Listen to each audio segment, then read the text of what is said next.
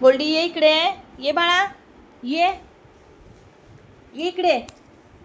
अगं माझं पिल्लू आलं ग, माझा राजा आला. बस इथे.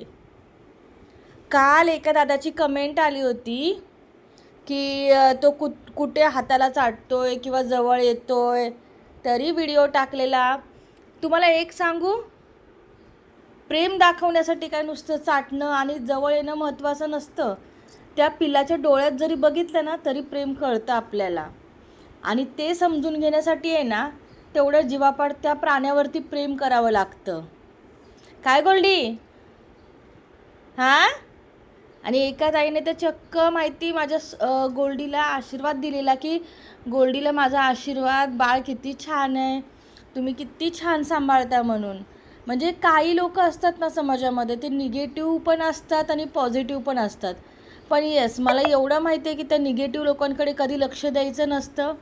जी पॉझिटिव्ह लोक आहेत त्यांच्या संपर्कात जर आपण राहिलो ना, तर आपल्या आयुष्यातसुद्धा चांगल्याच गोष्टी घडत असतात.